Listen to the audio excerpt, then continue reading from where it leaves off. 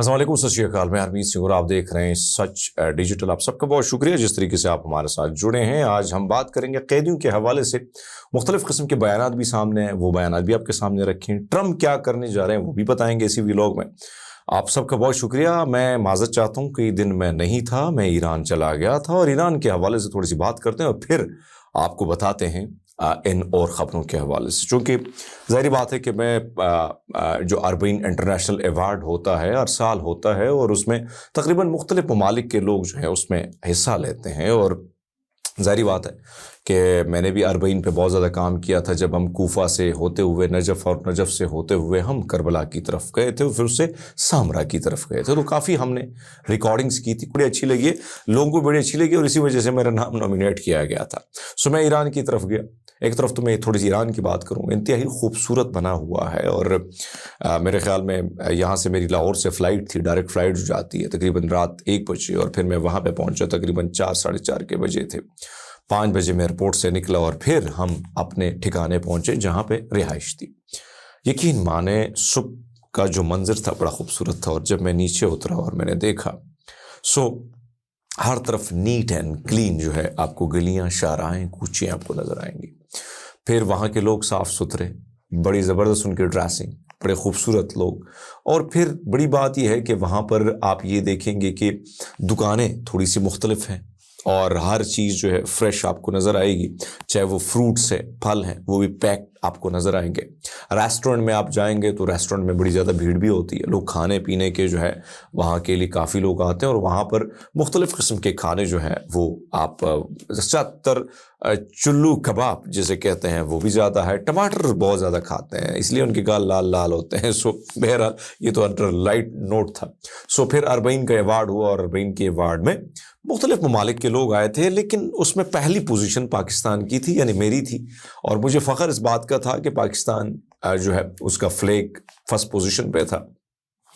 چونکہ بہت سارے لوگ آئے تو ان کو موقع نہیں دیا گیا، اور مجھے موقع دیا گیا، اور پھر میں نے تقریر بھی کی وہاں پر، اور خاص کر میرا جو ایوارڈ ہے، یہ ساری چیزیں جو ہیں میں نے یہ غزہ کے نام کی، اور میں نے کہا میں ان سب چیزوں کو غزہ کے نام کرتا ہوں، مظلوموں کے نام کرتا ہوں۔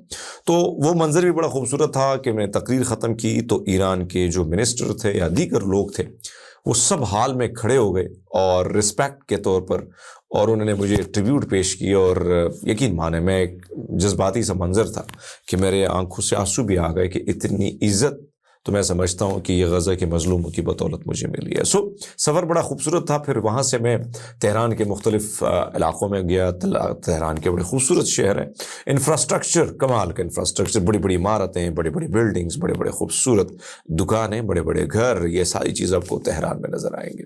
وہاں سے ہوتے ہوئے پھر میں گیا قم میں گیا، مذہبی شہر ہے، وہاں پہ رات ہم گئے۔ وہاں پر جو حرم ہے، بی بی فاطمہ معصومہ کا جو حرم ہے، وہاں پر ہم نے حاضری دی، اور وہاں کے جو انتظامیہ تھی انہوں نے ہم سے بڑا پیار کیا، اور پھر ہمیں اس کمرے میں بٹھایا جس کمرے میں بادشاہ جو ہے، یعنی صفاوی میرے خیال میں ان کا نام تھا، ان بادشاہ اس دور کے جو بادشاہ تھے وہاں پہ بیٹھتے تھے اور وہاں پہ عبادت کرتے تھے۔ پھر میں نے وہ جگہ بھی دیکھی جہاں خمینی صاحب جو ہیں وہ یعنی انقلاب جو ہے وہاں سے شروعات ہوتی، وہ جگہ بھی میں نے دیکھی۔ پھر وہاں سے میں جمکران مسجد چلا گیا۔ جمکران مسجد کے حوالے سے میں نے آپ کو اپنے ویلاگ میں آج سے، جب اسرائیل اور ایران کی جنگ ہو رہی تھی تو ایران نے وہاں پر جو اپنا فلیگ ہے اس کو چینج کیا، اور وہ خطرے کی علامت تھی کہ ہم بدلہ لیں گے۔ تو جمکران کے مسجد میں بھی ہم گئے، وہاں پہ بھی ہم نے دوستوں نے، صابری ہمارے بڑے اچھے دوست ہیں جو قم میں رہتے ہیں، صافی ہیں، وہ ہمیں لے کے گئے، وہاں پہ ہم نے رات گزاری۔ پھر ہم ایک شہداء کی یادگار تھی پہاڑی کے اوپر، اور وہاں پر میرے خیال میں خضر علیہ السلام کی یادگار بھی موجود ہے پہاڑی پر، وہاں پہ بھی گئے۔ وہاں ہم نے جو ہے وہاں پہ بھی تصویریں کھینچی، اور وہاں ٹھنڈی ٹھار ہوائیں چل رہی تھی۔ وہاں سے نیچے آئے تو پھر وہاں چھلیاں بڑے مزے کی تھی، وہ ہم نے کھائی، اور پھر مجھے طلب تھی پاکستانی چائے پینے کی، تو وہاں پہ پاکستانی ٹھیلے بنے ہوئے بڑے سستے قسم کے ہیں، جو میرے خیال میں برائے نام آپ کہہ سکتے ہیں بیچارے زائرین کو لوٹنے کے لیے بنے ہوئے ہیں۔ وہاں پہ ہم نے چائے پی. چائے اتنی مزے کی نہیں تھی لیکن ہاں وہ جو چاہ کی طلب تھی وہ پوری ہو گئی. اور صبح ہم اصفہان کی طرف گئے. اصفہان واقعی نصف جہان ہے, بہت خوبصورت ہے. میں نے اس میں ڈیٹیل, ان سب چیزوں پہ میرے بڑے ڈیٹیل سے ویلاگز ہیں جو آپ دیکھ سکیں گے میرے اپنے یوٹیوب چینل پہ. اب آتے ہیں فلسطین کی مزاحمتی تنظیم حماس کے عسکری ونگ القسام بریگیڈ کا کہنا ہے کہ غزہ جنگ بندی معاہدے کا احترام کرنے کے لیے پرعزم ہے. غزہ جنگ بندی معاہدے کے تحت فلسطینی قیدیوں اور اسرائیلی یرغمالیوں کے تبادلے کے دوران ترجمان القسام بریگیڈ نے اہم ویڈیو جاری کی جس میں ان کا کہنا تھا کہ معاہدے کے ثالثکار اسرائیل کو بھی اس کا احترام کرنے کی پابندی کریں گے. آگے جنگ بندی معاہدے کی کامیابی اسرائیلی عمل پر منحصر ہوگی. اسرائیل کی جانب سے خلاف ورزی پورے عمل کو خطرے میں ڈال دے گی.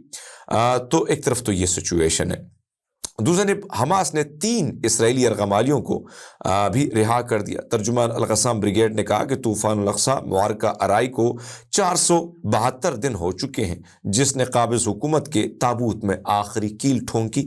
ہماری قوم کی عظیم قربانیاں اور بہایا گیا خون کبھی رائے گا نہیں جائے گا. تو ایک طرف تو یہ سلسلہ شروع ہے اور مختلف قسم کے بیانات آ رہے ہیں.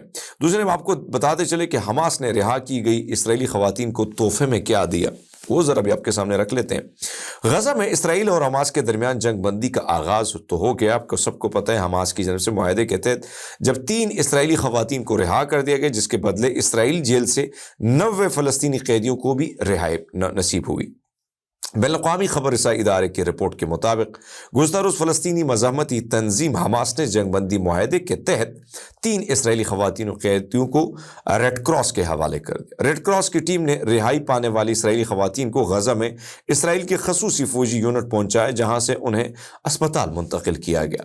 حماس کی جانب سے رہائی کے موقع پر تینوں اسرائیلی خواتین کو یادگاری تحفے بیگ میں دیا گیا. جاری کی گئی ویڈیو میں دیکھا گیا کہ اسرائیلی خواتین جیسے ہی رہائی پاتی ہیں گاڑی میں بیٹھے تو حماس کے اہلکاروں کی جانب سے بظاہر بھورے رنگ کا ایک کاغذ بیگ تحفے میں انہیں دیا جاتا ہے. رپورٹس میں یہ بھی کہا گیا کہ حماس نے اسرائیلی خواتین کو تحفے میں گریجویشن کی سند, عربی زبان کی سرٹیفکیٹ, فلسطین کا نقشہ اور قید کے دوران ان کی تصاویریں دیں.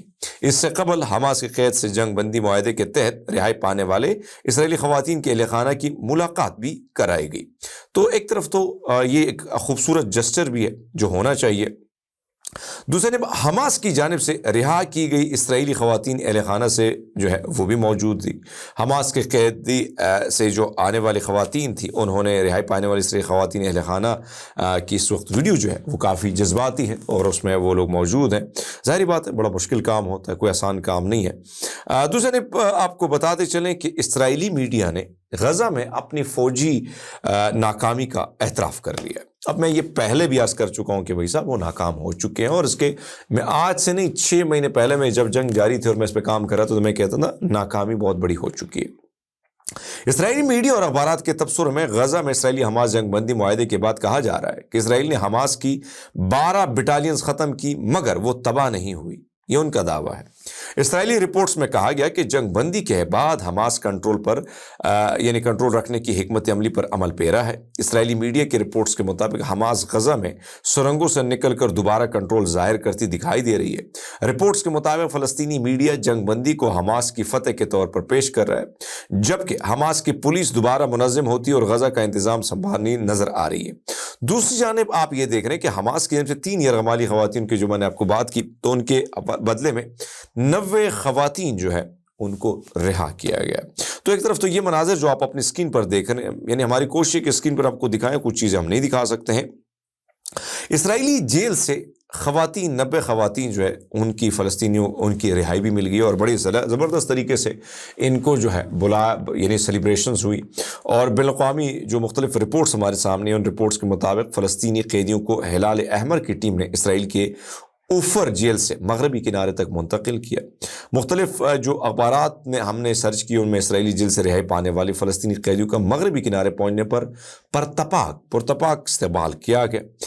حماس نے اسرائیل کو آج بھی رہا ہونے والی یرغمالیوں کی فہرست فراہم کر دی. اب آپ کو پتہ ہے کہ 3 یرغمالیوں کے تحت 90 خواتین فلسطینی ان کی رہائی بہت بڑی. اور پھر جس طریقے سے وہ آپ وہاں پہ دیکھیں تو آپ کو اندازہ ہوگا کہ بھئی سب کس طریقے سے معاملات ہیں۔ ایران کی طرف جاتے ہیں، ایران کی اس وقت ایک ویڈیو وائرل ہے۔ ایران کے سپاہ پاسداران انقلاب کی بحریہ نے اپنے زیرآب میزائل شہروں یعنی میزائل کمپلیکس میں سے ایک ویڈیو جاری کر دی ہے، جس میں ایران میں زیر آب میزائل کمپلیکس کی تقریبی رونمائی سپاہ کے کمانڈر ان چیف جنرل حسین سلامی اور navy commander general Ali Raza تنگسیری نے کی موجودگی میں ہوئی۔ جنرل سلامی کا اس موقع پر کہنا تھا کہ آج ہم نے بحریہ کے معزز کمانڈر کے ساتھ جس کمپلیکس کا دورہ کیا وہ ان میزائل شہروں میں سے ایک ہے جس میں بحریہ کے میزائل سسٹم اور بارودی سرنگیں بچھانے والی جہاز بھی موجود ہیں۔ یہ بہت بڑا انکشاف ہوا ہے، بہت بڑی بات ہے کہ ایران اس ساری سچویشن میں کیا تیاری کر رہا ہے۔ ان کا کہنا تھا کہ اگرچہ یہ کمپلیکس جسے آج قوم دیکھ رہی اسے ایک شاندار کمپلیکس کے طور پر بھی دیکھا تو جا رہا ہے، لیکن ایک دفاعی نظام کے طور پر اگر اس کو دیکھا جائے تو یقیناً یہ بہت ہی آنے والے دنوں میں یہ جو ہے بڑا کارآمد ثابت ہوگا۔ ایک طرف تو یہ سچویشن ہے، دوسری طرف امریکہ کی بات کرتے ہیں، کیونکہ آج امریکہ میں منڈے کا دن ہے اور سوموار ہے، اور یعنی ریپیٹ یہاں سے ریپیٹ کرنا، یعنی سوموار کے دن، کیونکہ سوموار یہاں پہ ختم ہو رہا ہے تو وہاں پہ سوموار شروع ہو رہا ہے، ہمارا تو منگل ہے۔ واشنگٹن میں صدر منتخب ڈونلڈ ٹرمپ یعنی انہوں نے آج وائٹ ہاؤس میں جو ہے حلف انہوں نے اٹھایا۔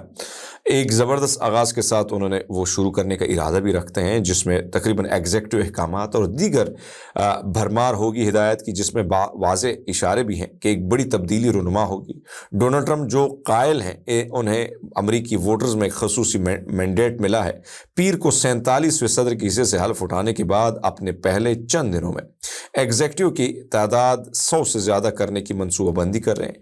انہوں نے اس لمحے کو امریکہ کی آزادی کا دن قرار دیا ہے۔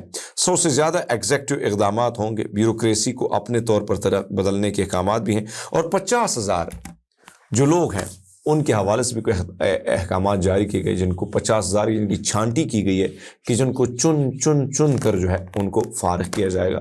یقیناً مشکلات بہت ہو سکتی ہیں، مشکلات بڑی زیادہ ہو سکتی ہیں، کیونکہ اس طرف روس، ایران، چین، کوریا، ان کا ایک الگ بلاک جو مضبوط سے مضبوط ہو رہا چلا ہے۔ دوسرے چیلنجز ڈونلڈ ٹرمپ کے لیے بہت زیادہ ہیں، تو اب دیکھتے ہیں کہ آنے والے دنوں میں کیا ہوتا ہے، اس پر بھی بات کریں گے۔ اپنا بہت سارا خیال رکھیے گا، بہت شکریہ۔